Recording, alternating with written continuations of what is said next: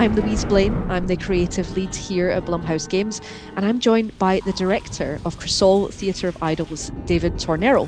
Hi, David. I'm excited to go through some Crisol with you today. Hi, Luis. I'm so excited to bring to the player another piece of Crisol. So let's do it.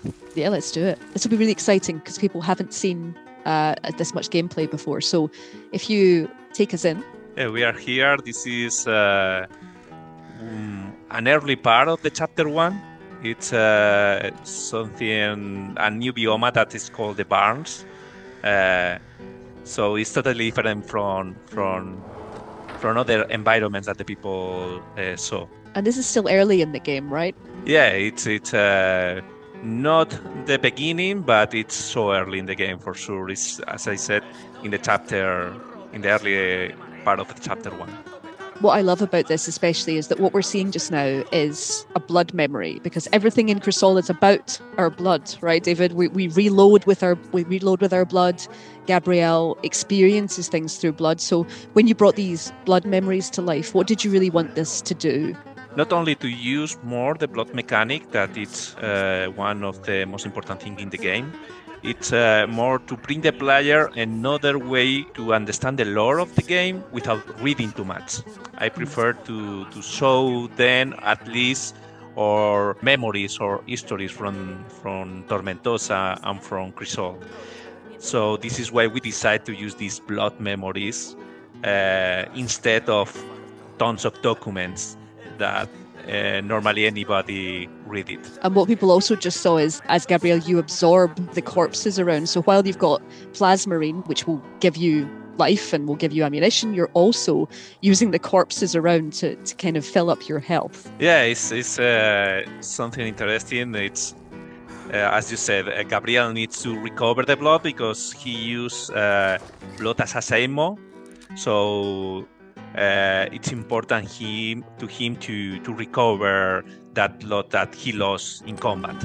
And an interesting way to do it is that you can absorb the corpses that are scattered from around all the town, or you can pick these syringes full of blood if you don't want to recover your blood in that specific moment. Now, I think this is where people have seen the Astyados before, but I never get tired of hearing about them. Can you tell me a little bit about the kind of history of these for you and why they're so scary? These statues are typical from the Spanish folklore, the Catholic in specific, because normally here in Spain we use this technique to represent some religious icons.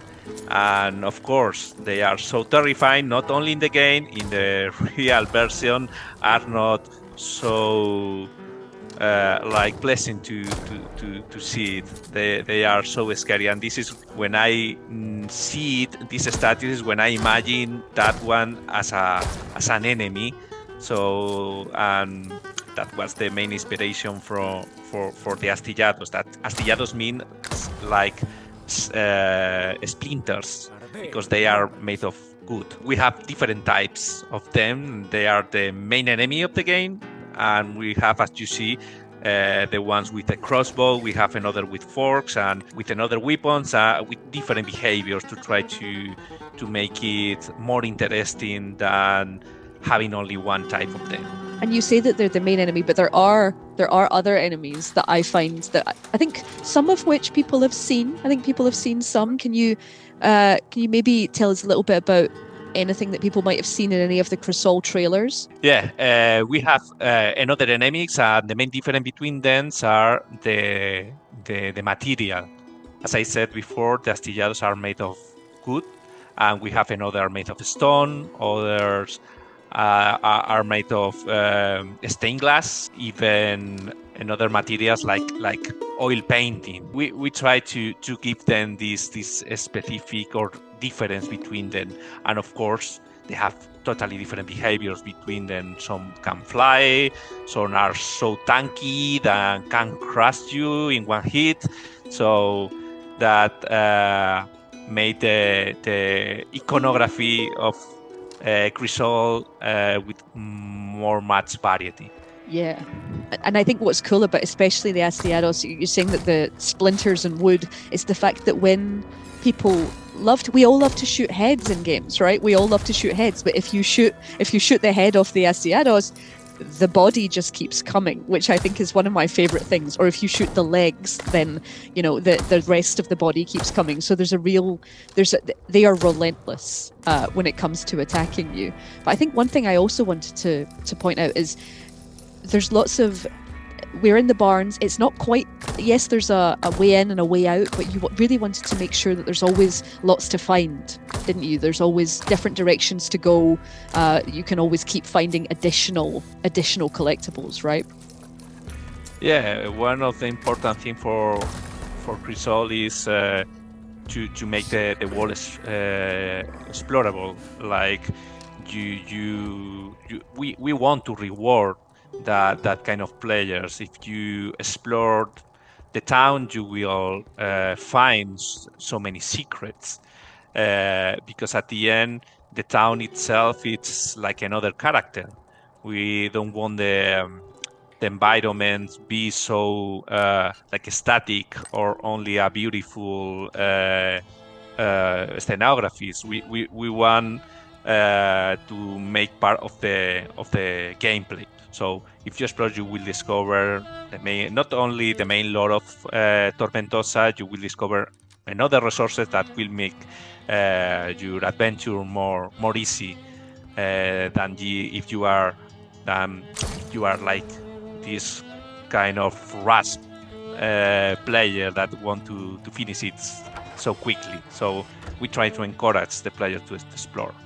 Yes, so you'll be rewarded, and there's definitely multiple ways you can be rewarded that way. But I think one of the big ways is if you're collecting coins, then you can take them to the shop and you can upgrade the much needed upgrades to your guns, but also skills as well. So I think that's something I wanted to ask you about is how did you survival horror?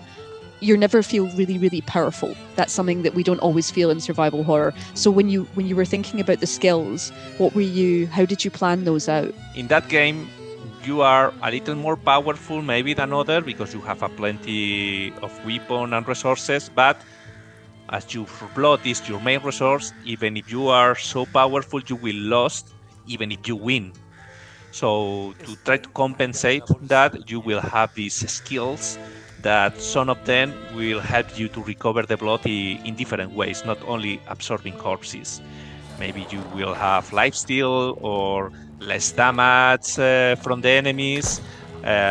Even you can shoot through two enemies or pierce the enemies with a special shot. We want to bring them a different ways to play Crisol 2.